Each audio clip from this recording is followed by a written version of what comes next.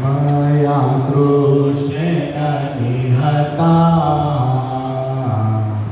सार्जुनेन रणेषु ये प्रवर्तयिष्यन्त्यसुरा ते त्वधर्मयदाक्षितो धर्मदेव तदा भक्ता अहं नारायणो जानिषे कौशले देशे भूमो हि समगो द्विज मुनिशापन्विता प्राप्ता नृशिष्टा तथोधवम् ततो वीतासुरेभ्योऽहम्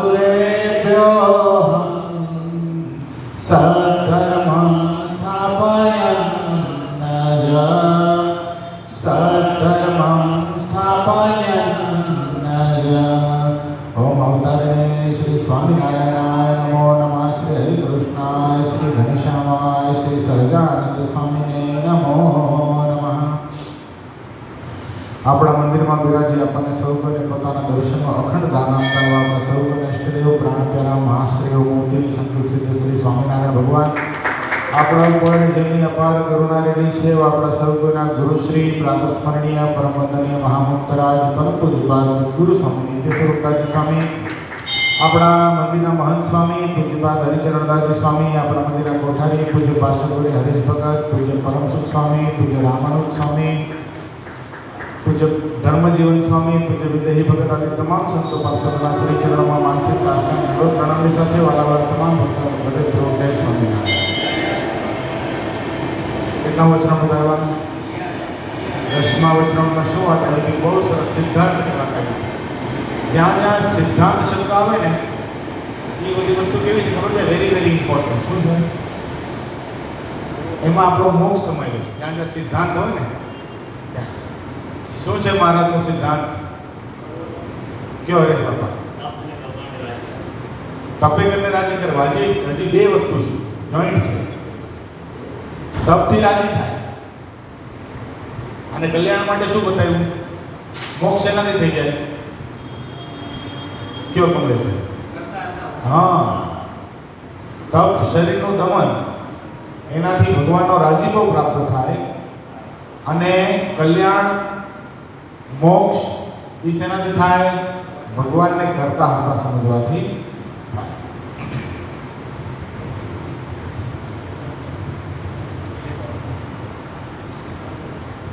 સંવત 1877ના કારતક સુધી એકાદશીને દિવસ શ્રીજી મહારાજ ગામ શ્રી કાર્યાણી મધ્યે વસ્તા ખાચરના દરબારમાં હુકમને બાર ઓરડાની ઓસરીએ રાત્રિના સમય બિરાજમાન હતા અને ધોળો ખેસ પહેર્યો હતો, ધોળી છીટની ડગલી પહેરી હતી અને મસ્તક ઉપર ધોળી પાગ બાંધી હતી અને પીળા અને રાતા વૃંદાવતીના પુષ્પ તેના હાર પહેર્યા હતા અને પાગને વિશે પીળા પુષ્પના તોરા લટકતા હતા અને પોતાની આગળ બે કોરે બે વાળ મશાલ લઈને ઊભા હતા અને પોતાના મુખારવિંદની આગળ મુનિ તથા દેશ દેશના હરિભક્તની સભા ભરાઈને બેઠી હતી. કયો દિવસ છે? કારતક સુધી એકાદશી. હમણાં આવશે ને, આવતા રવિવારે આવશે. ત્યારે શું કરવાનું છે? ભગવાન શું કરવાનું છે? ઉપવાસ કરવાનો છે. કેવો ઉપવાસ કરવાનો છે? ફરાળ કરીને કોરો. હવે બરાબર, કોરો ઉપવાસ કરવાનો છે ભગવાન, નકોરડો ઉપવાસ કરવાનો. કારણ કે આગળ આવ્યું ને તપે કરીને ભગવાનને રાજી કરવા. પછી શ્રીજી મહારાજને સચ્ચિદાનંદ સ્વામીએ પ્રશ્ન પૂછ્યો. કોણે પૂછ્યો? સચ્ચિદાનંદ સ્વામીનું ગામ કયું? મોડા. પૂર્વાશ્રમનું નામ શું? મોટાભાઈ. શું નામ હતું? નામ જ મોટાભાઈ હતું. બહુ પ્રેમી હતા, બહુ પ્રેમી મહારાજ.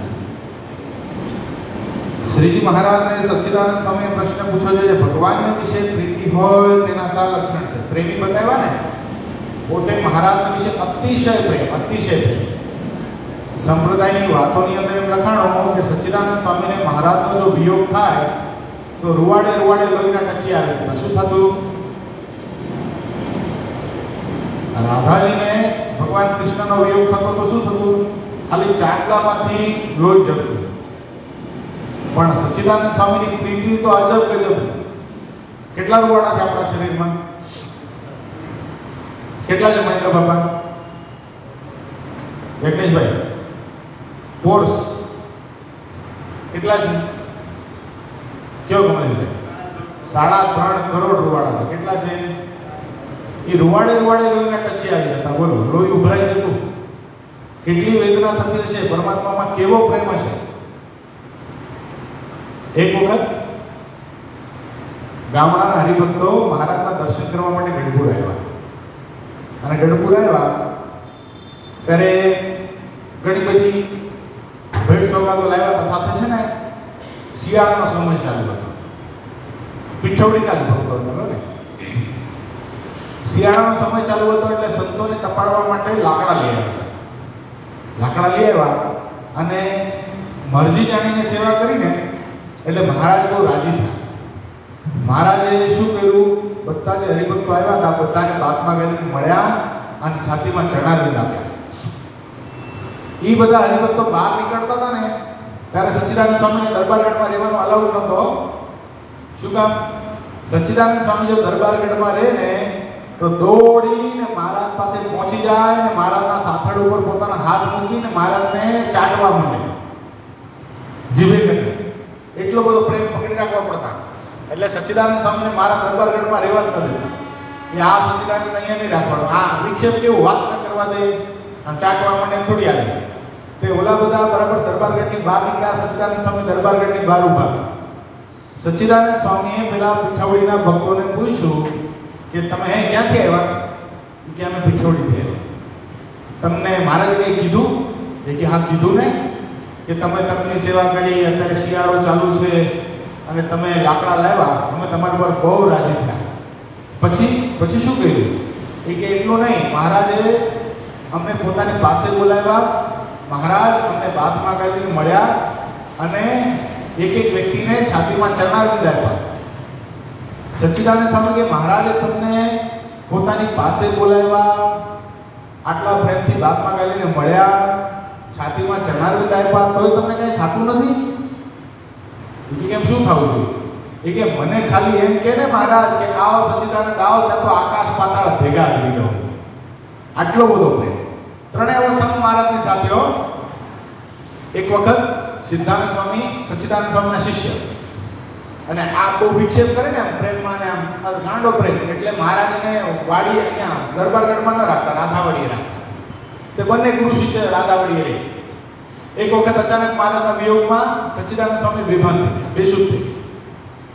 થોડીક વાર રહીને ચેતના જ્યારે આવી શરીરમાં ત્યારે સિદ્ધાનંદ સ્વામીએ સચ્ચિદાનંદ સ્વામીને કીધું કે ગુરુદેવ, તમને કે આટલી બધી મહારાજની આટલો બધો વિરહ સતાવે છે તો તમે મહારાજને કહેતા હો તો કે તમને મહારાજ પોતાની સાથે રાખે.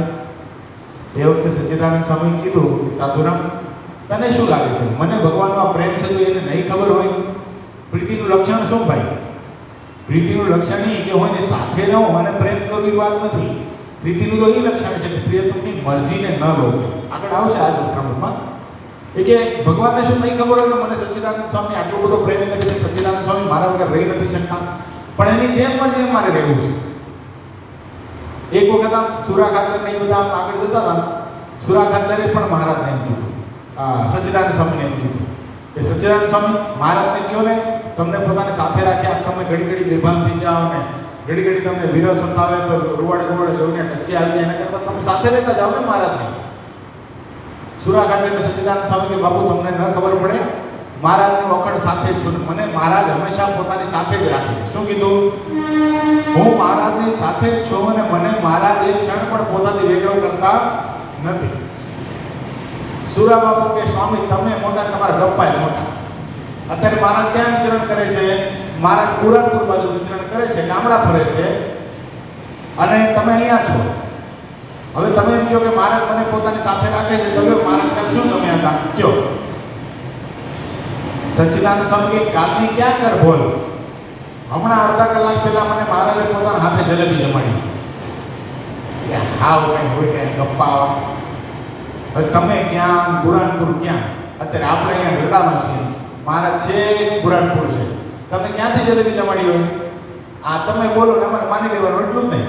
એ કે નહીં નહીં દરબાર, સાચું કહું છું, મહારાજે મને હમણાં અડધા કલાક પહેલા જલેબી જમાડી છે. સુરાખચર કિલ્લો તો સ્વામી સાબિત કરો. સ્વામીએ તરત જ મોઢામાં આંગળી નાખી ઉલટી કરીને જલેબી કાઢી બતાવી. બોલો એ કેવો પ્રેમ! એ સ્વામીનો પ્રશ્ન છે. આ ભૂમિકા બાંધવાની પાછળનો અર્થ શું? કે પ્રેમ હોય જેને, જો આ ખાલી છે ને વાત સત્સંગ છે, આ વાતનો વિષય નથી, વર્તવાનો વિષય છે. આપણને કોની વાત ના પડે? જેના જીવનમાં વર્તન હોય, ખાલી વાતનો વિષય જ નથી આ. એટલે સચ્ચિદાનંદ સ્વામીનો પ્રેમનો પ્રશ્ન છે, તો એના જીવનમાં પ્રેમ કેવો હતો એ પણ દેખાય છે આપણને. જો પછી શ્રીજી મહારાજ બોલ્યા છે. પ્રશ્ન શું આવ્યો મહેન્દ્ર બાપા, યાદ રહ્યો? નહીં, ક્યાં ગયા હતા? મહારાજમાં થયો હતો. નાની તો વાત જ નહીં કરવાની, હું મહારાજમાં બોલતા નતો. આ શું પ્રશ્ન છે, કોને યાદ રહ્યો? બધા મહારાજમાં હતા. રાધેશ બાપા ખરાબ આવ્યો.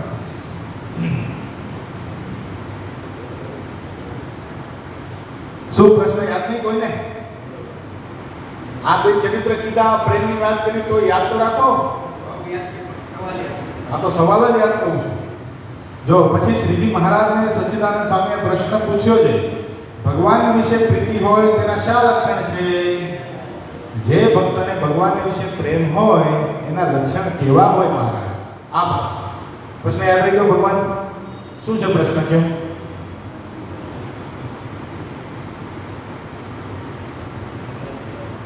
બોલો ભગવાન તમે. સરસ. શું નામ તો ભૂલી ગયો. વૈદિક ભગવાન. ભગવાન વિશે જેને પ્રેમ છે એના લક્ષણ કેવા હોય? પછી શ્રીજી મહારાજ બોલે. ઉત્તર કોણ કરે છે? હા, પ્રશ્નના પૂછનારા કોણ છે? સ્વયં પ્રેમી છે. એટલે જવાબ કંઈક જબરદસ્ત આવવાનો છે.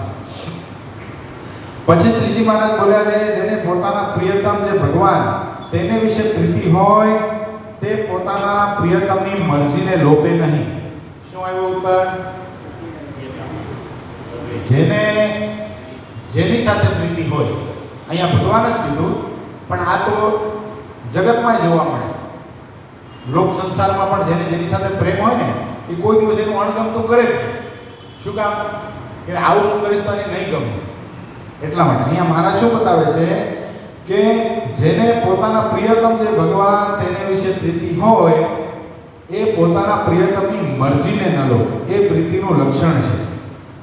મરજી એટલે શું? હા, એને કેવું ન પડે. મરજી કઈ વ્યક્ત કરવાની વસ્તુ નથી. કીધું અને કરીને શું કહેવાય? કીધું અને કરીને આજ્ઞા કહેવાય. આજ્ઞામાં વર્તે છે. શું આપણે નથી કહેતા કે આ બધા હરિભક્તો ગુરુશ્રીની આજ્ઞામાં વર્તે છે? તો આજ્ઞામાં વર્તનારા ઘણા બધા હોય, પણ મરજી સમજનારા જુજ જ હોય. એટલે પ્રેમનું શું લક્ષણ છે? પ્રીતિવાળો મરજીને સમજે. જો આજ્ઞામાં વર્તનારો જ્ઞાની છે અને મરજી સમજનારો પ્રેમી છે. સમજો, જ્ઞાની અને પ્રેમીમાં ઘણો ફરક છે. જ્ઞાની છે એ આત્માનંદ સ્વામી જેવો. કેવો? આત્માનંદ સ્વામીને હમણાં 2 દિવસ પહેલા આપણે ચરિત્ર કીધું હતું, ખબર છે? કે ભાઈ બધા સંતો ગામડે ફરતા હતા અને 4 દિવસના ઉપવાસ થયા. એક પવિત્ર બ્રાહ્મણની રસોઈ મળી એટલે સંતોએ સ્વીકારી અને આત્માનંદ સ્વામી મંડળધારી હતા. મુક્તાનંદ સ્વામી આત્માનંદ સ્વામી નીચે હતા મંડળમાં.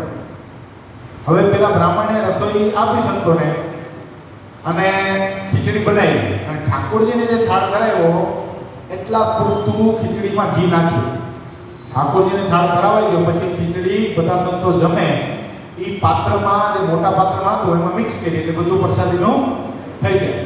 પછી બધા બેઠા. સૌ પ્રથમ આત્માનંદ સ્વામી બેઠા, એટલે મોટા સદગુરુ. એટલે આત્માનંદ સ્વામીને ખીચડી પીરસાણી, તરત મોઢા સુધી હાથ લઈ ગયા. ખીચડીમાંથી ઘીની સુગંધ આવી એટલે આત્માનંદ સ્વામી શું કીધું? સંતો જમતા નહીં, મહારાજની આજ્ઞા છે, અત્યારે આપણે રસરસના નિયમ છે એટલે એટલે આમાં ઘી છે, રસયુક્ત ભોજન છે, આપણે જમાય નહીં. આ શું છે? આ આજ્ઞા.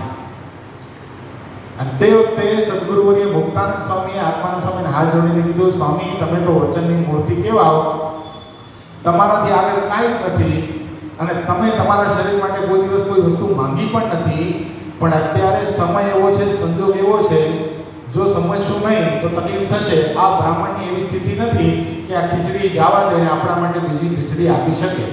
ગરીબ બ્રાહ્મણ છે બિચારો. બીજા નંબરની અંદર કદાચ અહીંયા આપણે નથી જમતા તો સંતોને 4 દિવસના ઉપવાસ છે. બધાની આત્મનિષ્ઠા કંઈ તમારા જેવી ન હોય સ્વામી. આમાંથી નાના કોઈક સંતોની આત્મનિષ્ઠા તૂટી જશે અને સત્સંગ છોડીને જતા રહેશે તો એનો દોષ કોને લાગશે? માટે આપ છે, આપ બહુ મહાન છો, આપ આજ્ઞા પ્રમાણે વર્તો અને બધા સંતોને આજ્ઞા કરો કે તમે જમો. તે વખતે આત્માનંદ સ્વામી મહારાજને સ્વામીને મુક્તાનંદ સ્વામીને કીધું, સ્વામી તમારી વાત બરાબર છે, પણ મહારાજને કોણ સમજાવશે? મહારાજનું આજ્ઞા લોકોનું પ્રાયશ્ચિત. તે વખતે મુક્તાનંદ સ્વામીએ કીધું હતું કે મહારાજની સાથે હું વાત કરીશ, મહારાજ કદાચ ઠપકો આપશે તો એને હું સ્વીકારી લઈશ, પણ સ્વામી અત્યારે તમે સંતોને જમવાની આજ્ઞા કરો. તો હવે આત્માનંદ સ્વામી કેવા હતા? એ વચનની મૂર્તિ, આજ્ઞામાં રહેનારા હતા. જ્યારે સદગુરુવર્ય મુક્તાનંદ સ્વામી મરજી સમજનારા હતા. આ વાત જ્યારે ખબર પડી મહારાજને, ગામડા ભરને સંતો પાછા આવ્યા, મહારાજે 2 સંતોને પોતાની પાસે બોલાવ્યા અને 2 સંતોને બાથમાં ઘાલીને મળ્યા. આત્માનંદ સ્વામીને કીધું, શાબાશ, તમે સંપૂર્ણ આજ્ઞામાં રહ્યા. અને મુક્તાનંદ સ્વામીને બાથમાં ઘાલીને મળ્યા અને છાતીમાં ચરણાનંદ આપીને કીધું કે તમે અમારી મરજી સમજો. આ વખતે તમે માં જેવું કાર્ય કર્યું છે. શું? એટલે મરજી સમજવી આ બહુ અગત્યની છે. ક્યારેક મરજી સમજનારો આજ્ઞાવાળા કરતા ઉપર જતો રહે, કારણ કે મરજી એ તમે કામ કરે ને, ઈશારે, આંખના ઈશારે ખબર પડી જાય ને કે અત્યારે આ શું કરવા માંગે છે. ઘણીવાર સંતોને કે ગુરુને આપણને કેવું પડે જોરથી કે આમ કરો, અને ઘણા ભક્તો તમે જોજો એને ખબર જ હોય કે અત્યારે આવું કરાય. શું? એ શું છે? એ મરજીને સમજે છે. પેલો પ્રસંગ બહુ સરસ છે ને. દાદા ખાચરના દરબારમાં એક ડોશીમાં ચોરી કરી, 200-300 રૂપિયા ચોરી કરી. બિચારા ગરીબ ડોશીમાં હશે, એ ચોરી કરી. એ સમાચાર શ્રીજી મહારાજને પડે, ખબર પડી. મહારાજ કે દાદા અહીંયા આવો. દાદા તરત હાજર થયા. દાદા ખાચરને મહારાજ કે પેલી ડોશીએ દરબારની અંદર ચોરી કરી છે, જા એમ ધડથી મસ્તક અલગ કરી નાખ. દાદા ખાચર ગયા તો ખરા.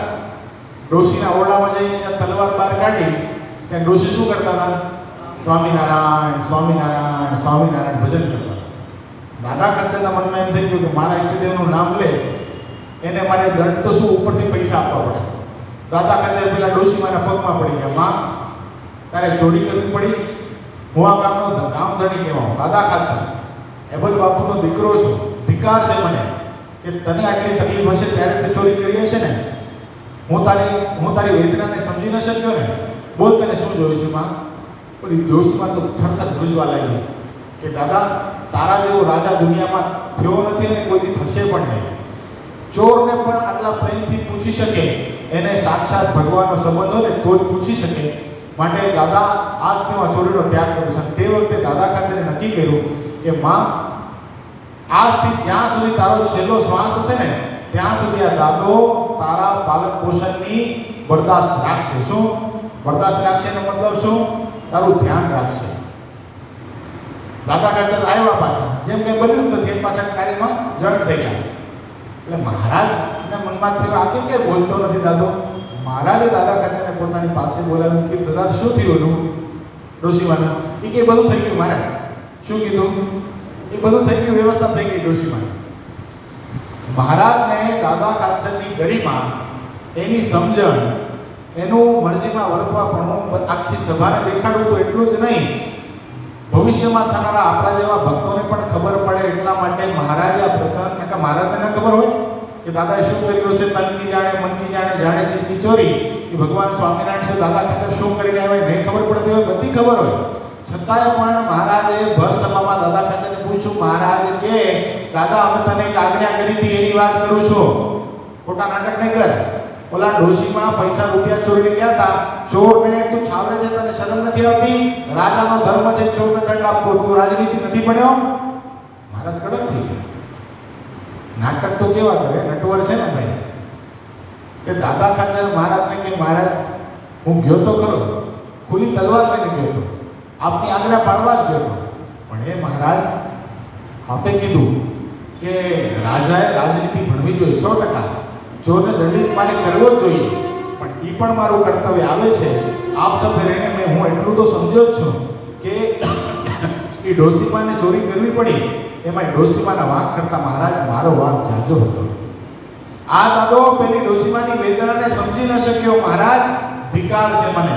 અને મહારાજ આપણે શું કહો, એ ડોસીમાં આપનું ભજન કરતા હતા. શું? એ ડોસીમાં આપનું ભજન કરતા હતા.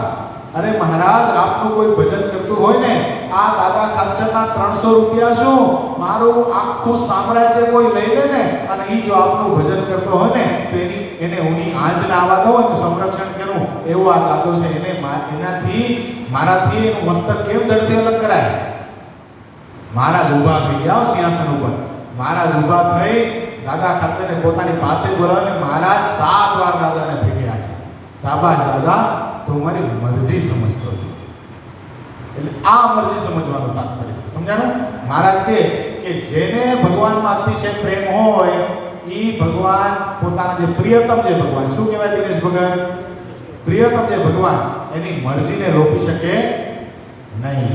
દિનેશ ભગત, સંતોની શું મરજી હોય? તમે 7:45 આવો ને, તો કેટલા વાગે આવવું જોઈએ? કથા પ્રારંભ થાય પેલા આવી જવું પડે હો. કાલથી ધ્યાન રાખજો. જો ગોપીઓને શ્રી કૃષ્ણ ભગવાનના વિશે પ્રીતિ હતી, તો જ્યારે શ્રી કૃષ્ણ ભગવાન મથુરા જવા તૈયાર થયા, ત્યારે ગોપીઓ સર્વે મળીને એમ વિચાર કર્યો છે, આપણે કુટુંબની તથા લોકની લાજનો ત્યાગ કરીને ભગવાનને જોરાવરીએ રાખીશું. પછી ચાલવા સમયે શ્રી કૃષ્ણ ભગવાનના નેત્ર સામું જોયું, ત્યારે ભગવાનની રયાની મરજી દેખી નહીં. ત્યારે સર્વે ડરીને છેટે રહ્યો અને અંતરમાં એમ વિનિયો છે, જો આપણે ભગવાનના ગમતામાં નહીં રહીએ તો ભગવાનને આપણે વિશેથી હેત ઉતરી જશે. એમ વિચારીને કાંઈ કહી શક્યો નહીં. પછી ભગવાન મથુરા પધાર્યા, ત્યારે પણ 3 ગાંવ ઉપર ભગવાન હતા, તો પણ ગોપીઓ કોઈ દિવસ મરજી લોપીને દર્શન કરવા ગઈ નહીં. અને ગોપીઓ એમ જાણ્યું છે, ભગવાનની મરજી વિના તો આપણે મથુરા જઈશું તો ભગવાનને આપણા ઉપરથી હેત ટળી જશે. માટે હેતનું તો એ જ રૂપ છે, જેને જેની સાથે હેત હોય તેની મરજી પ્રમાણે રહે. અને જો પોતાના પ્રિયતમને પાસે રહે રાજી જાણે તો પાસે રહે, અને જો પોતાના પ્રિયતમને છેટે રહ્યો રાજી જાણે તો છેટે રહે. પણ કોઈ રીતે પોતાના પ્રિયતમની આજ્ઞાને લોપે નહીં, એ પ્રેમનું લક્ષણ છે. શું બતાવ્યું ગોપીના દ્રષ્ટાંતે કરીને? ભગવાન કૃષ્ણ જ્યારે ગોકુળ વૃંદાવનનો ત્યાગ કરીને મથુરા જતા હતા, ત્યારે પહેલા શું નક્કી કર્યું કે અમે આડી સુઈ જશું રથની આગળ. આ આક્રોશ ભગવાનને લેવા માટે આવ્યો છે, એના રથને અમે આગળ જવા નહીં દઈએ. ભગવાનને કહીશું તમારામાં ત્રેવડ હોય તો આ રથના પૈડાને કરીને અમારા શરીરને છૂંદીને જાઓ. પછી જોયું કે ભગવાનની પોતાની સ્વયંની જવાની મરજી છે. એટલે શું મનમાં નક્કી કર્યું કે કાનો પોતે જવા માટે ઈચ્છા રાખે છે, અને આપણે જો એને રોકશું તો આપણી સાથે પ્રેમ રાખશે નહીં. એટલા માટે શું વિચાર કર્યો કે ભગવાન ભલે જાય. તમે વિચાર કરો, મરજી કેટલી જાણતી હશે. ગોપીઓ 3 ગાંવ જ હતો. 3 ગાંવ એટલે કેટલા કિલોમીટર થાય? હા, 1 ગાંવ એટલે 4 કિલોમીટર. 12 કિલોમીટર દૂર હતી. કેટલી? 12 જ કિલોમીટર. અહીંથી ઉલ્લાસનગર થાય એટલી જ દૂર હતી. તોય પણ કોઈ દિવસ મથુરા ગઈ નહીં. ક્યારે ગઈ તમને ખબર છે? નાનો એવો કાનો 12-15 વર્ષનો હતો ને, ત્યારે ગોપીઓએ લાલાનો વિયોગ સહન કર્યો હતો. અને મળવા ક્યારે ગઈ ગયો? હા, કુરુક્ષેત્રના યુદ્ધમાં. કેટલા વર્ષની ઉંમર હતી લાલાની ત્યારે? કૃષ્ણની 89 વર્ષ. કેટલી? 89 વર્ષની. 79 યર્સ. કેટલા વર્ષનો વિયોગ? તો શું મથુરા નહીં આવતી હોય કોઈથી? ગોપીઓ આવતી હતી. મહી માખણ ત્યાં જ વેચાતું હતું. ગોકુળ મથુરામાં, ગોકુળ વૃંદાવનમાં તો બનતું હતું. ત્યાં કોણ લે? બધાના ત્યાં ઘરે દુજાણા હતા. તો ક્યાં જતી હતી? મથુરા જતી હતી. તો મથુરા ગયા પછી પણ કોઈ દી કૃષ્ણના દર્શન કરવા માટે ગઈ નહીં. શા માટે? એને વિયોગ નહીં થતો હોય, ઈચ્છા નહીં થતી હોય. શું કામ કરી રહ્યું? જો અમે મરજી વગર જશું તો અમારી સાથે ભગવાન પ્રેમ રાખશે નહીં. એટલે પ્રિયતમની મરજી ન લોપે, કદાચ નજીક રાખે, આપણને પોતાની સાથે રાખે અને રાજી રહે તો એ સેવા કરવી, અને કદાચ આપણને એમ કહે કે દૂર જાઓ ત્યાં સેવા કરો તો દૂર રહીને સેવા કરવી. એ મરજી સમજવાની વાત છે. હઠ ન કરાય કે મારે આવું જ છે, મારે કરવું જ છે, કોઈ દિવસ નહીં. જેવી આપની આજ્ઞા, જેમ આપ રાજી થાવ એમ. આ તો જીગર ભગત નથી ને? જો વિચાર કરો, એને ક્યાંય જવાની ઈચ્છા નહીં થતી હોય, કાયમ કોઈ ઉત્સવ હોય, કોઈ સમયા હોય, એને ક્યારેય લાભ ન મળે બિચારા, ક્યારેય નહીં. હો, ઘણી વાર કેવું થાય ખબર છે, આપણે આપણા મધમાં અને આપણી અણસમજણે કરીને એવું પણ બોલી નાખતા હોઈએ. એને તો રહેવું જ પડે નહીં તો મંદિરનો કર્મચારી છે, કર્મચારી મહેતાજી છે, સમજો. એની ડ્યુટીમાં આ નથી આવતું. શું? એની ડ્યુટીમાં ઠાકોરજીને સાચવવા એ નથી આવતું. ખ્યાલ આવ્યો? એટલે બહુ ભાવથી સમજવાની વસ્તુ છે આ. એ જે કરે છે એ ખરેખર સમર્પિત ભાવથી કરે છે, અને ભગવાનની સાથે પ્રેમ છે અને સંતોની સાથે આત્મબુદ્ધિ છે, ત્યારે મરજી સમજે છે. એટલે કે એને કોઈ વિશે ઈચ્છા નહીં થતી હોય કે હું પણ શિબિરનો લાભ લઉં, હું પણ મહુવા ઉત્સવનો લાભ લઉં, હું પણ સરદાર મહોત્સવનો લાભ લઉં. કોઈ ઉત્સવમાં, કોઈ મોટા ઉત્સવમાં કોઈ દી જોયા તમે? કોઈ દી ના આવી શકે. ઇવન અહીંયાથી આપણે ક્યાંક આનંદ કિલોલ કરવા માટે જતા હોઈએ, ક્યાંક બદલાપુર સ્નાન ઉત્સવ કરવા જતા હોઈએ, અથવા તો ક્યાંક થાણા એવું ઉત્સવ કરવા જતા હોઈએ, તો પણ એને આવવા ન મળે બિચાર. શું? ને અમે બધા જાશું સંતો કે તારે ઠાકોરજીને સંભાળવાના છે. તો એને નક્કી કરી રાખ્યું છે કે જેમ કે મારે મરજીમાં રહેવાનું છે, જેમ કયો, જેમ રાજી થાવે. આ બહુ કઠણ કયો, થોડોક સમય લાગે, સારું, ના મરજી પ્રમાણે રહેવું, મરજી પ્રમાણે, પણ કાયમનું થાય તો? એટલે આ તો કોઈ જોતા નથી મારી સામે, આ તો મંડી જ પડ્યા છે. મેં એકવાર હા કીધી તો કાયમના માટે મને મૂકીને જતા રહેવાનું. આવું ધીરે ધીરે સંકલ્પ થવા લાગે. પણ ભગવાનની કૃપા તમે જોવો એને આવું, એને આ ભગવાનમાં બધું જ આવી, અને સેવા પણ કેવી કરે, કેવા ભગવાનને શણગારે. લોકો તમે એકલા છો પાછા. આ વખતે જગત મહારાજ નથી, બોલો હેમરાજ નથી, બિલકુલ એકલા. તોય પણ ઠાકોરજીની એવી સરસ મજાની સેવા કરે, ખબર પણ ન પડે કે સંતો અત્યારે અહીંયા વિદ્યમાન નથી. કોઈ એમને દર્શન કરીને આવેલું જાય ને તો એને એ ખબર ના પડે કે સંતો નથી. એટલે આવા અદની સેવા આપણે જો આ પરોક્ષની વાતો તો ઘણી કરીએ. શું પરોક્ષ? એટલે થઈ ગયેલા ભગવાનના ભક્તો સંતો, પણ આપણી સાથે રહેતા હોય એનો પણ આપણે મહિમા સમજવો પડે. એટલે ખાસ ભક્તો એવું ખૂબ અનુસંધાન રાખવાનું કે આપણે જેની સાથે રહેતા હોય ને એને ખૂબ રાજી કરીશું. બહુ સરસ મરજીવાળી વાત હજી એક તમને ચરિત્ર કહું. કોલડિયાના ખેંગાર ભગત એક વખત મહારાજના દર્શન કરવા માટે ગરડાયા. મહારાજ સરસ મજાની વાતો કરતા હતા, ધર્મ, જ્ઞાન, વૈરાગ્ય અને ભક્તિ. વાતો કરતા કરતા મહારાજ ખેંગાર ભગતને પૂછે, ખેંગાર ભગત વ્યવહાર કેમ છે? શું પૂછે દિનેશ ભગત? વ્યવહાર કેમ છે? એ બે ત્રણ વાર પૂછ્યું. મહારાજે મુક્તાનંદ સ્વામીને ખેંગાર ભગતે મુક્તાનંદ સ્વામીને જઈને પૂછ્યું કે મહારાજ ઘડી મને પૂછે છે વ્યવહાર કેમ છે, તે મહારાજને કંઈ જરૂર છે? એટલે મુક્તાનંદ સ્વામી બહુ માં જેવું હતું ને. એટલે મુક્તાનંદ સ્વામીએ ખેંગાર ભગતે કીધું કે મને પૂછવા કરતા ખેંગાર ભગત મહારાજને જ પૂછો કે મહારાજ તમે ઘડી પૂછો છો વ્યવહાર કેમ છે, તો મહારાજ શું કંઈ જરૂર છે? તે વખતે ખેંગાર ભગતે તરત જ મહારાજને પ્રશ્ન કર્યો કે મહારાજ આપ બે ત્રણ વાર મને પૂછ્યું કે વ્યવહાર કેમ છે. મહારાજ આપના આશીર્વાદથી અને આ સંતોની કૃપાથી હું ખૂબ સુખી છું, વ્યવહાર બહુ સારું છે. અને મહારાજ મારા માટે શું આજ્ઞા છે? ખેંગાર ભગત અહીંયા તમે બધાયા છો તો તમારી શું ઈચ્છા છે? મહારાજે ખેંગાર ભગત પૂછો. ખેંગાર ભગત કે મહારાજ મારી એવી ઈચ્છા છે કે તમે મોતિયા અને જલેબીની રસોઈ કરી અને સંતોને જમાડો. મહારાજ કે સંતોને તમારે રસોઈ આપવી છે કે અમે કહીએ એમ કરવું છે?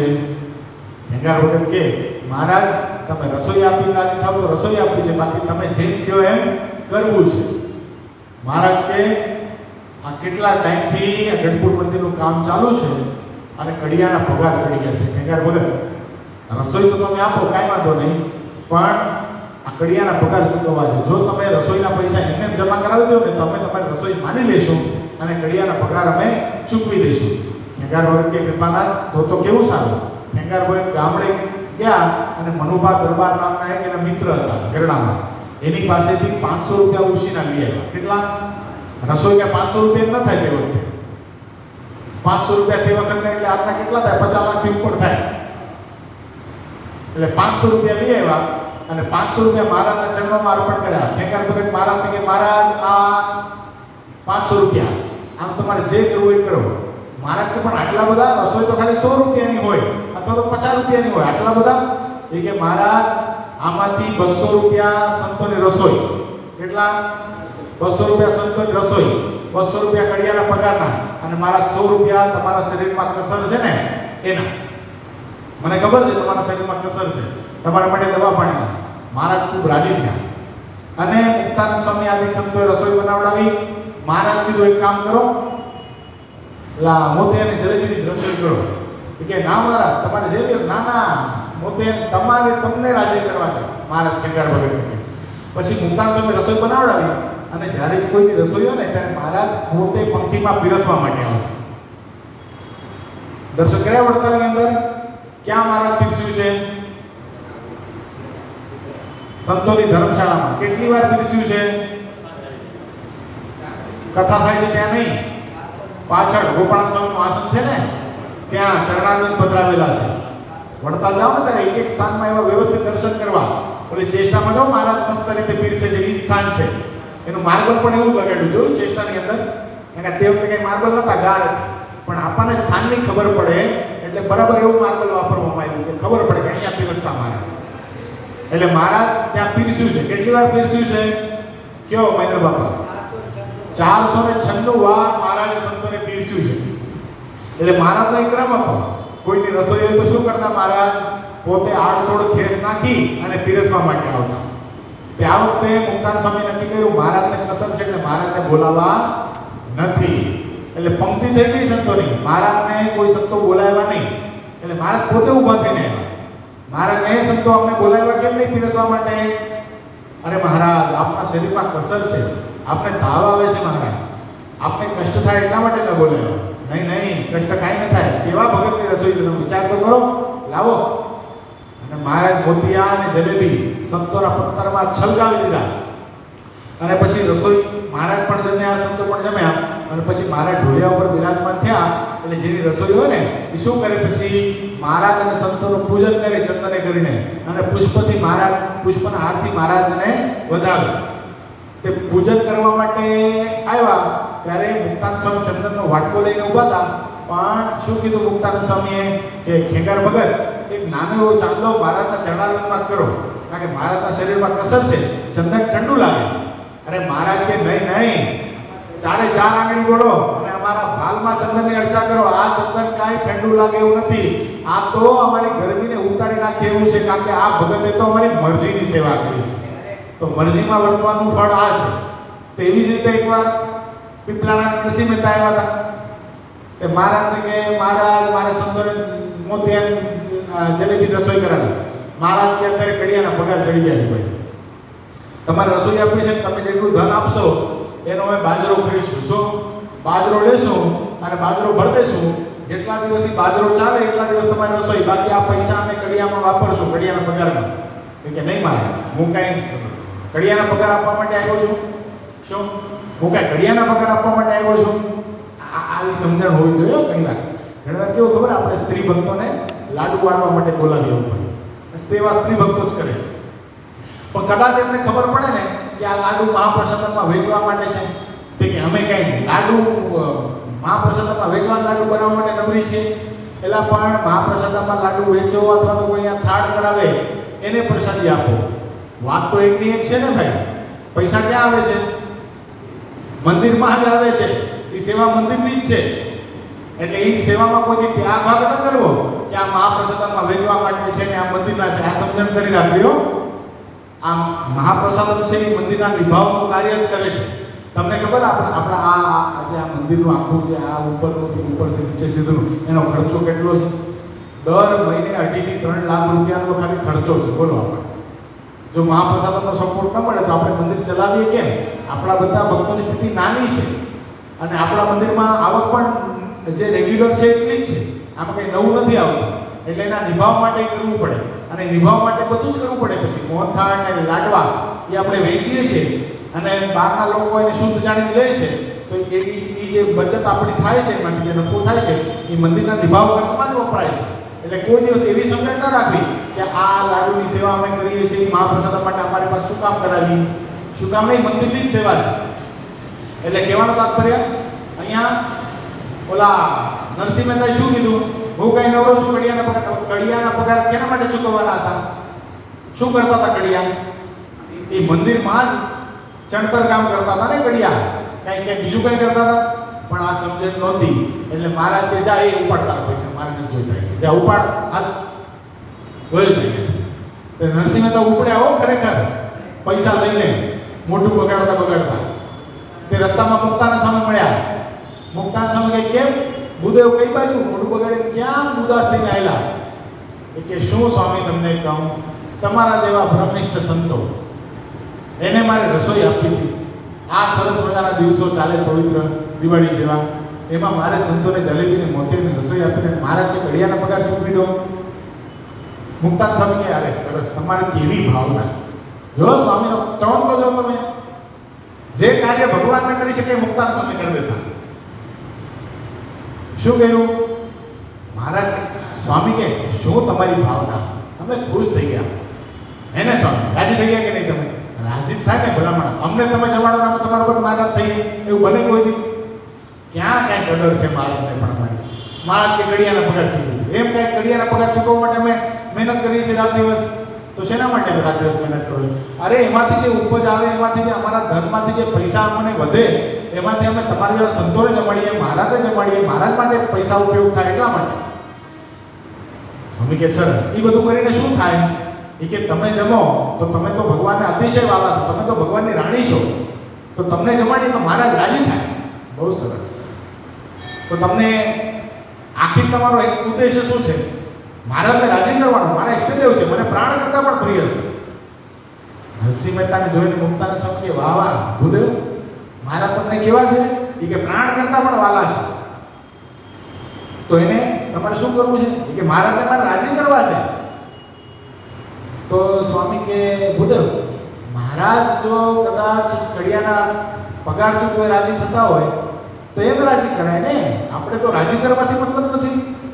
અમને તમે મોતિયા કે જલેબી જમાડો અને મહારાજ રાજી થાય, અથવા તો બાજરાના રોટલા કરીને જમાડો તો મહારાજ રાજી થાય. તમને મતલબ શેનાથી છે? રાજીપાથી છે કે અમે જમીએ એનાથી છે કે પદાર્થથી છે? એ કે ના સ્વામી, મને તો મહારાજને રાજી કરવા છે, ગમે ભોગે. તો ભલા માણસ, એ કદાચ ઘડિયાના પગાર ચૂકે તમારા ધનથી તો એમ રાજી થવાય. મોતિયા કે જલેબીની રસોઈ બનાવે તો રાજી થવાય, અથવા તો એ પૈસા કૂવામાં નાખી દે ને તો રાજી થવાય. એ જેમ રાજી એમ આપણે વર્તાય. નરસિંહ મહેતા પાછા આવ્યા, મહારાજ આ રૂપિયા તમારા. મહારાજ કે જો અમારે અમે મોતિયા જલેબી રસોઈ નહીં કરાવીએ, અમે બાજરો ખરીદશું, બાજરો ભરી દઈશું અને બાકીના પૈસા જે વધશે ને એનાથી ઘડિયાના પગાર ચૂકવશું. નરસિંહ મહેતા મહારાજને કે મહારાજ તમારે બાજરો લેવો હોય તો બાજરો લ્યો, ઘડિયાના પગાર ચૂકવો હોય તો ઘડિયાના પગાર ચૂકવો, મોતિયા કે જલેબી રસોઈ કરવી હોય તો એ કરો, અથવા તો કૂવામાં નાખી દેવા હોય ને ગંગાજળિયા કૂવામાં, એ કૂવામાં નાખી દો, રોજ આ પૈસાથી તમારો અભિષેક કરો, મને કાંઈ વાંધો નથી, પણ તમે રાજ થાવ એમ કરો. મહારાજ કે કોણ માં મળી ગઈ તમને રસ્તામાં? આ મુક્તાન સ્વામીનું કાર્ય છે. એટલે મુક્તાન સ્વામી એવું અંગ હતું કે મહારાજની મરજી સમજતા, મરજી સમજી અને બીજાને વર્તાવી પણ જાણતા. એટલા માટે અહીંયા મહારાજ બહુ સરસ વાત બતાવે છે. મહારાજ કે થોડુંક છે વાંચી નાખો, વાંચવાની ત્યાં ચરિત્ર એવા છે ને 12 નીકળવાના.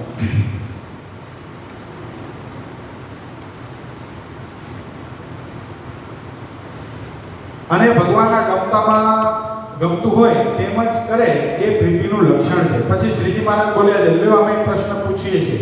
પછી મુનિએ કહ્યું છે, હે મહારાજ પૂછો. પછી શ્રીજી મહારાજ બોલ્યા છે, જે ભગવાનનો ભક્ત હોય તે ભગવાનની મૂર્તિના સંબંધ વિનાના જે અન્ય સંબંધી પંચ વિષય તેને તુચ્છ કરી નાખે અને પાંચે પ્રકાર એક ભગવાનનો સંબંધ રાખે, એવો જે ભક્ત હોય તેને ભગવાન એમ આજ્ઞા કરે છે, તમે અંતથી છેટે રહો, ત્યારે તે જો ભગવાનના દર્શનનો લોભ રાખે તો આજ્ઞાનો ભંગ થાય, અને જો આજ્ઞા ન પાડે તો ભગવાનને એ ભક્ત ઉપર હેત ન રહે માટે એ ભક્ત જે માઇક શબ્દાધિક પંચવિષય નો ત્યાગ કર્યો તેમ ભગવાન સંબંધી જે શબ્દ સ્પર્શ રૂપ રસ અને ગંધ એ પંચવિષય છે તેનો પણ ત્યાગ કરે કે ના કરે એ પ્રશ્ન છે. શું ક્યારેક કોઈ કાર્ય હોય એવું કે ભાઈ ભગવાનની નજીક રહેવા કરતાં ભગવાનની દૂર રહેવું જરૂરી છે, ત્યારે જે માઇક પંચવિષયનો ત્યાગ કર્યો છે એ ભગવાન સંબંધિત પંચવિષયનો પણ ત્યાગ કરવો પડે. દાખલા તરીકે શિબિર ચાલુ હોય અને અહીંયા કોઈ ન હોય ત્યારે એ ગુરુશ્રીના શબ્દો હવે તો કાંઈ લાઈવ આવતા નથી, તો એ શબ્દ ન મળે, એ આટલા બધા સંતો હોય ને ભેટવાનો લાભ ન મળે, ત્યારે શું કરવું એમ? ત્યારે એ શબ્દાદિકનો ત્યાગ કરવો તો ભગવાનના ભક્ત શું કરે એમ એ પ્રશ્ન છે. પછી સર્વે મુનિ મળીને જેને જેવી બુદ્ધિ હતી તેવો ઉત્તર કર્યો, પણ એ પ્રશ્નનું સમાધાન થયું નહીં. પછી શ્રીજી મહારાજે કહ્યું છે, હે મહારાજ, શ્રીજી મહારાજને કહ્યું છે, હે મહારાજ, એનો ઉત્તર તમે કરો.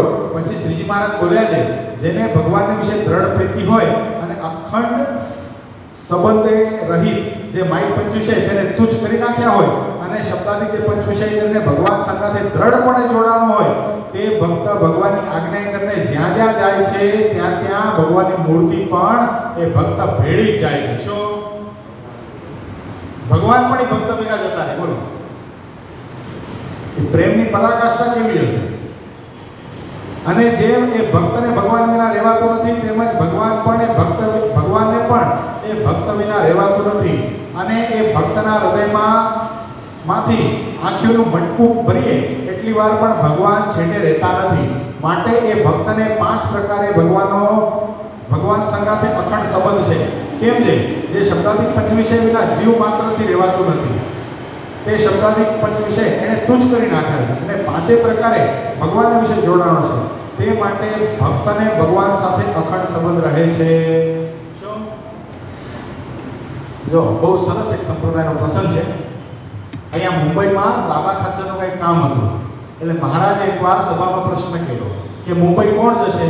તે વખતે કંઈ મુંબઈ આવવાનું સહેલું નથી, અમુક પગે જવું પડે, અમુક વાહનમાં બેસી જવું પડે, અમુક વચ્ચે ખતબત્તી જમીનો દલદલવાળીમાં ચાલીને જવું પડે, એવું બધું હતું. એટલે કોઈ જવા તૈયાર નહીં, અને જવા તૈયાર નહીં એના કરતાં પણ મુંબઈ જઈએ તો 6 મહિના લાગે. કેટલા? કામ પૂરું થાય, જઈએ ને પાછા આવીએ એમાં 6 મહિના લાગી જતા. તો 6 મહિના સુધી મહારાજના દર્શનનો વિયોગ, મહારાજના હાથની પ્રસાદી ન મળે, મહારાજની વાત સાંભળવા ન મળે, આ બધો વિયોગ થાય. એટલે કોઈ તૈયાર થાય નહીં. એમાં સદગુરુએ ગોપાળાન સ્વામી ઊભા થયા. સ્વામી કહે, મહારાજ આપની જો આજ્ઞા હોય તો મુંબઈ હું જાઉં. મહારાજ કે તમે જાઓ, કઈ વાંધો નહીં. કે તમે એકલા થોડી જાઓ, તમારી સાથે કોણ જશે? મારે ફરીવાર પ્રશ્ન કર્યો કે ગોપાળાન સ્વામી સાથે કોણ જશે? તો કોઈ ઊભું થયું નહીં.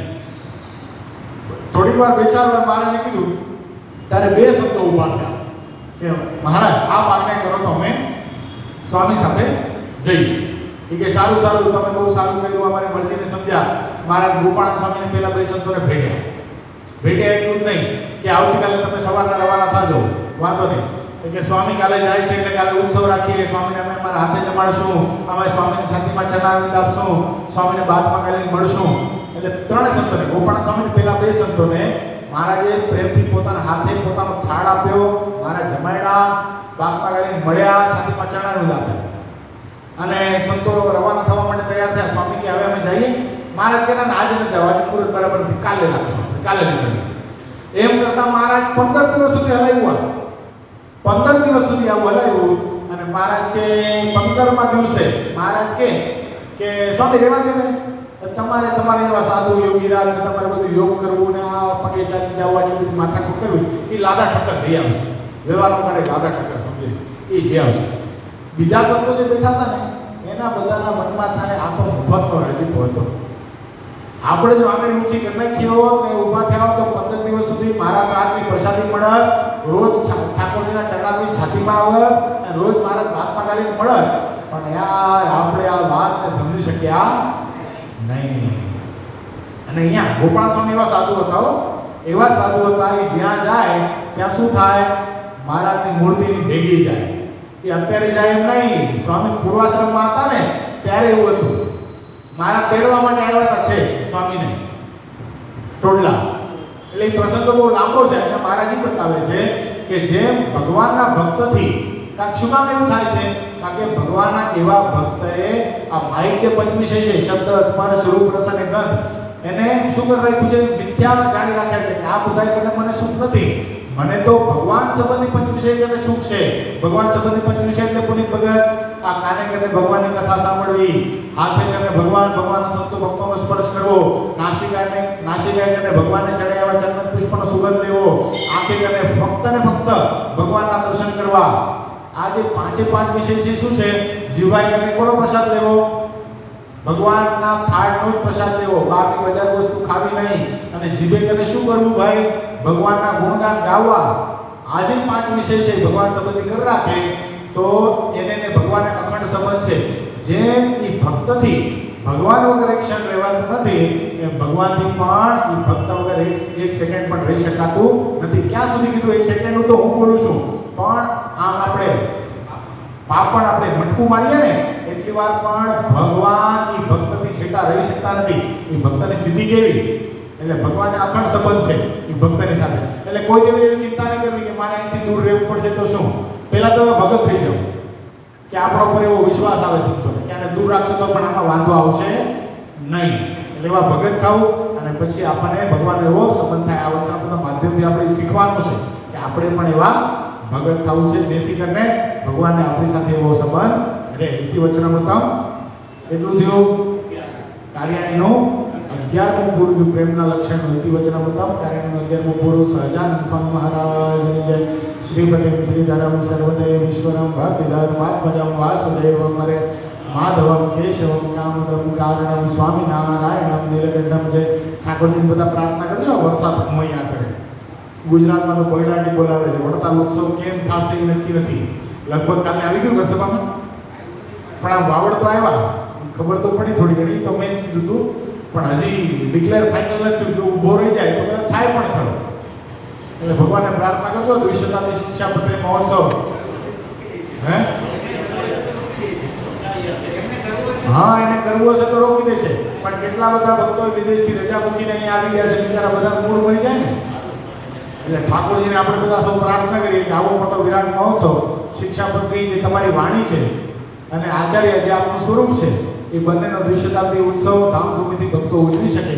અને હવે આ કુદરતને મેઘરાજાને કેવો, ઇન્દ્ર રાજાને કેવો કે હવે ખમૈયા કરે. અહીંયા ખમૈયા કરે, અહીંયા બહુ પડે છે. અહીંયા ખમૈયા કરે અને ગુજરાતમાં ખમૈયા કરે, જેથી ભક્તો હવે સુખ લે છે. હવે શિયાળો આવે. સહજાનંદ સ્વામી મહારાજની જય.